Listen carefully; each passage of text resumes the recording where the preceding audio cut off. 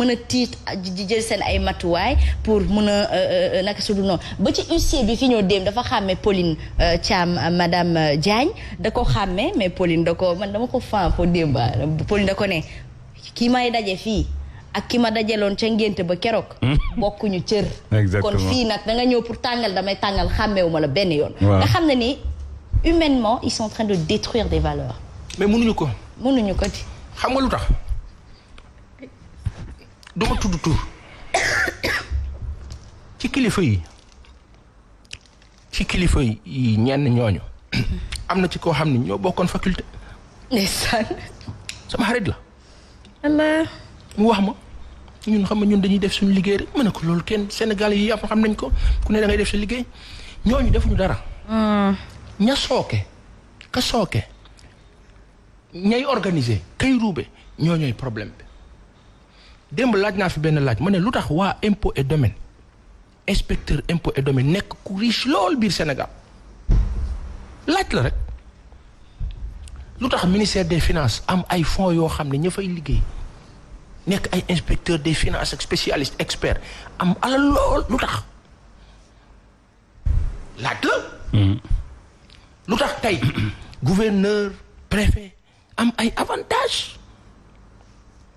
ci fan lay tegu lu tax enseignant amul avantage yooyu lu tax médecin yi amuñu avantage yooyu lu tax sax ñi ci armée bi amuñu avantage yooyu à part les chefs laaj leen nos amis soldats nos frères yaa ngi wax sa frère laaj leen li ñuy am teguwul fenn quelqu'un est cloîtré dans son bureau tranquillement tout doué tendrement et avéré machallah en un temps record day génn école d'administration pan il a son immeuble car catuñu leen yàlla da nga ne seen teraanga yokk. amiin waay. mais ça équilibre lan mooy équilibre dëgg lan mooy dëgg mooy ñun ñëpp bu fekkee ni li nga fay ca gafaka yëpp demandez aux gens qui sont au trésor national du Sénégal pourquoi autant d'avantages parce que vous gérez notre argent d'accord mais lu tax ñun mu war a metti si ñun demal léegi nii nga ne da ngay investir da ngay créer entreprise. on dit oui boo demee APEX taf ñaari fan ñett nga am sa NINEA oui mais boo amee NINEA da nga war a kontaan mais Sénégal boo amee NINEA da ngay tiit parce que booy tàmbali kenn du la faale bu demee ba tabax bi taxaw comme des destructeurs ñu ñëw ne jamet waaw ba nga tàmbalee ba léegi waaw mosoo def nangam ak nangam ni fii la tëddee ñi nga xam ni dëkkuñu Sénégal ñëw Sénégal am fi loolook loolu gis naa ko fi wax. demander au trésor national ñaata la ñu jaayee sapeur pompier fële ca fa ñu def Adowa nos parents marocains lu tax ñu am fa autant de possibilités mètre carré ba lañ leen ko jaayee billaay buñ ko joxoon waa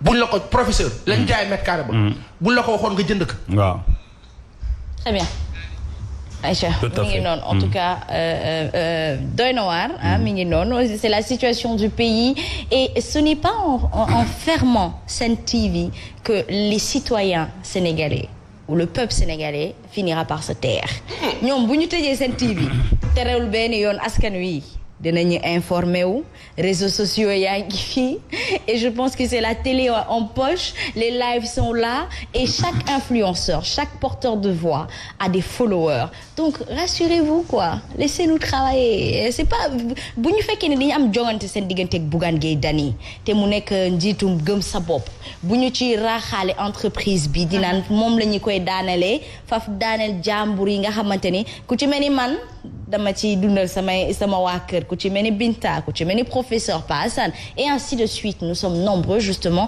à bénéficier de ce salaire là pour def ci lu lew jamono ji lu lew dafa jafe nga xam ne ni kat nit ji xëy fajar coach Moussa di dem daani dooleem daal di ñëw indi day yàq waay moo tax it moom laay wax Ablaye Ndiaye bi di wax ma ne ko dafa Ablaye Ndiaye bi ci toile na xam ne lu am yàlla fekkee ne ko te dee benn yoon la du nekk mësa ñaar sunu bakkan boo war a des sunu wàllu liggéeykaay dafay des dee moo gën a metti ñàkk liggéey boo deewagul bu liggéey bi tëjee nga amaat beneen wala nga dund leneen Ablaye Ndiaye boobu na xam ne ñun ragaluñu dee on est prêt.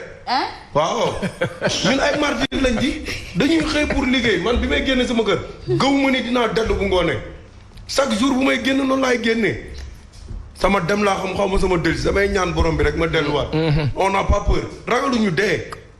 suñu waree dee rek dañuy dee boo dee jeex na dañ lay suul après ñi ne ñi dund. gars yi de suñu ñi dee dañ leen gën. yàlla na yéex te rafet. yàlla na ñi yéex te dee rafet gënuñu leen. suñuy kilifa dem na ñi ngi yaakaar ci ñoom lu ñu am ñoo ko fi def. on n'a pas peur de la mort suñu deewee jeex na après la vie continue. Ablaye Ndiaye. en tout cas Ablaye Ndiaye. mi nga coach Moussa yal na yàlla musal ñu bañ a yegg ba foofu. am na ñuy naan nag nguur gi ñoom xamuñu rapport de dialogue rapport de force la ñu xam waaye man rafet naa njortu ni xëy na waxtaan moom xam nañ ko bu baax a baax ndax ñun ak ñoom ñëpp a bokk cosaano fii Sénégal te Sénégal waxtaan moom rek liñ xam ñun macha allah kon nag ñu desandi ci bés bi nous sommes le 26 octobre 2021 nous retournerons en 2011 pour parler des manifestations à Fanaï, dans le département de Podor, région de Saint-Louis, qui font 2 morts, justement, Santibo Blediamono, et des blessés graves suite à l'octroi par le gouvernement de 20 000 hectares de terre à des investisseurs italiens. Encore une fois, un scandale qui date. On est étranger chez nous. Voilà. 2011. 2021 même chose. 10 ans. mais 2011 nag suñu maam ju baax ji moo fi newoon. waaw maa ngi ñëw. avec l'exécutant Macky Sall. maa ngi ñëw. à l'époque. même maanaam. non il était déjà sorti. 2008 la Macky Sall dem. waaw après mais ça veut dire que man heure bu ma waxee président Abdoulaye Wade ci actif faw président Macky Sall bokk ci 8 at la fa def 8 sur 12 du moyenne. Okay. bu dee not 8 sur 12 dañ naan plus que la moyenne. sa waay liggéey na ci de. te la mu ci liggéey dafa feeñ dafa autoroute à péage bi. je vous donne un exemple laata may ñëw si affaire Podor boobu autoroute à péage mu ngi commencé officiellement en 2004 qui était le PM remplaçant de l'autre. Idrissa Seck ku ko remplacé. Macky Sall. bi Macky Sall ñëwee. la ñu def lancement bi fii ci Padois bi ak Aminata Niane Apix lan lañ doon wax ci jamono boobu ci média yi xulil lu mu doon wax Macky Sall moom dafa ñëw rek chantier Ablaye Wade di commencé li wax bi au bout de 4 ans de 2000 à 2004 président Ablaye Wade entre Moustapha Niasse Mame Madior Boye Idrissa Seck n'a pas pu mettre en place ses projets le président Macky Sall arrive en 2004 déclenchement mais ban déclenchement moo am xel ak xalaat. très bien. autoroute à péage ak sunu mbokk nasaraan yii nga xam ni tey ñoom la ñu déggool ba jox leen lépp la xew Podor noonu suite évolutive la rek. de tout ce qui s'est passé.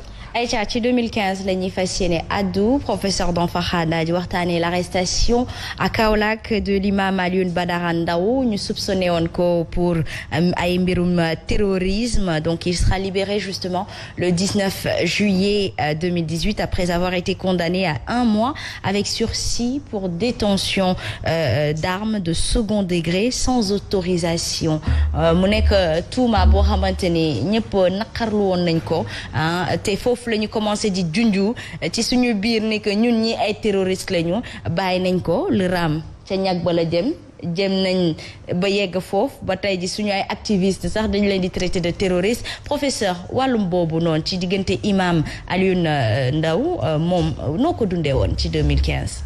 ñu doy waar parce que ci njëlbeen bi ñu ko jàppee xam nga dañuy am wóolute ci sunu force de sécurité ak de défense donc bu ñu waxee loolu ñu bari xalaatoon nañu ci laa bokkoon ne dañuy amoon ay preuves yu leer bi ñu demee nag ba ma gis ne pratiquement preuves yi dara am si loolu dafay firnde ni toujours ni may wax nañu bàyyi di toppandoo ñeneen yi li ñuy wax terroristes yi jotuñu dara ak ñun.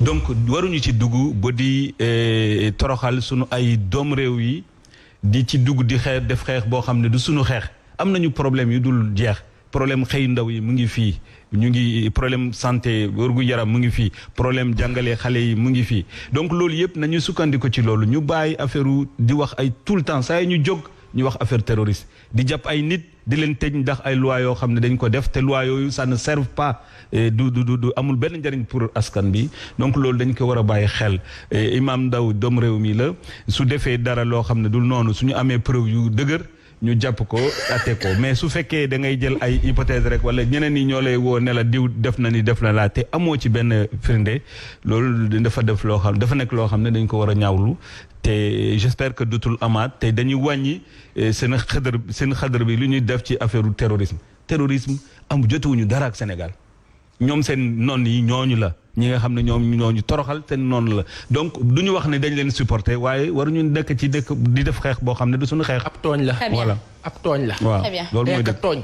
très bien góor gi ndaw suñu baay bi dañu ko tooñ xam nga tooñ. moo tax dañ ko waroon a dédommager mais kuy tooñ xamul dédommagement. waaw kuy tooñ te yor doole yor nguur. waaw du dédommager kenn. demander à tous ces gens là à qui on a fait mal. demander à ñooñu nga xam ne jàppoon nañ leen ci jamono ci 2011 2012 te ñu dëkkoon Colobane bi nguur bi ñëwee lan la def toog di leen seetaan ci biir. bàyyi leen ci biir faalewu leen sax te ñooñoo taxoon ñoo waral ñoom ñu falu. très bien. tëj ko noppi naa. Aïcha non métti na noppi ba mukk incha allahu rabbi ci yow la ñuy daal di àddu rek dugg ci actualité très rapidement la tey tàggat yaram Pa Assane kon nag. lu xew. lu xew mooy li fi xew démb. waaw li fi xew dem ñaaw na. DC àdduwaat pour wax ne loolu prétexte la boo xam ni benn la ci li yeneen sénégalais di dund loolu du des médias rek moo koy dundee il faut ñu wax Sénégal yëpp ne leen am na ñuy souffrir jamono bi nekk ci yeneen entreprise yoo xam ne nguur bi def na leen lii te mënuñu ko wax fenn démb Mamadou Ibra Kane conseil des éditeurs toog na fii mu wax lu am solo lu garaaw moom ci boppam yàggul la ñu ko dimbali ci benn mbir boo xam ni mooy li mu doon dund ci wàllu impôt ak ñeneen ñoo xam jàppal na leen ci. maa ngi dégg ñu naan waa presse bi amul solidarité presse bi daanaka ñëpp ñëw nañu fi démb nag laa gis lu ma mësut a gis. te dana ma ko wax fii. mu jaaxal ma lool mu yéem na ma nag. damaa gis RTS yónnee équipe. ok fii musuma koo gis xam nga RTS dama leen jàppee les plus grands professionnels de presse au Sénégal. dañu yor structure bu mag te ñi fay liggéey xarañ lool yal na yàlla guddal seen fan. ñuy ay borom xam-xam lu nu ci mos ak tuut dégg ko ci si ñoom la ñu tàmbale. boobu Mactar Sylla la fa ne mais kilifa yi ne foofu malheureusement am na leen lu leen tënk la nga xam ne daf leen xaw a sonal xaw leen fàtt mooy nguur bi mais démb laa gis lu ma mësut a gis démb laa gis ñu yónni équipe fii. ci lu ni mel Walfadjri jaar na fi Sud FM jaar na fi ak yeneen ak yeneen ñun ñu ngi kaa dund ma gis ñu yónni fi équipe mu jaaxal ma je le dis en passant pour nit ñi comprendre ils ont fait un élément hier avec un spécialiste des impôts et domaines. ak thèse ak antithèse. alhamdulilah na RTS def noonu ci opposants yi. na RTS wax ci coalition yi na RTS dem fekki opposants yi tàllal leen micro dugal leen biir RTS loolu mooy dëgg. bi si des madame Touré. gisatu leen taxi yu bëri de. taxi néew na jamono ji de. jaaxalu leen. pourquoi oui c'est vrai. laaj leen taxi man lu tax amatuñu licence. parce que ñeneen ñoo war a indi yeneen licence yu ñu war a octroyer ñeneen. non parce que lépp dañ ko tënk ci seen Iran bi fii sunu maam bi bàyyi woon. waaw. mais nguur bu ñëwee fekk luy sooke lu am blocage fenn da koy dindi non. mais lépp loo xam ne njuumte la woon ci nguur bële nguur bi fi nekk tey ñëw mu arrangé ko da ko bàyyi noonu mais lu ko arrangé wu politiquement da koy lijjanti daal di avancé. Madame Touré lan moo nu dal yow Binta Ba lu nu dal professeur. redressement fiscal Diop ah. redressement fiscal. lu dal Sénégal ak sénégalais yi lan moo tax ñu toll ci situation bi lan moo tax ñu am toutes les possibilités lan moo tax ñu am toutes les opportunités ba pare ñu mel ni ñu càng lan moo tax président Macky Sall war a xëy suba di mer.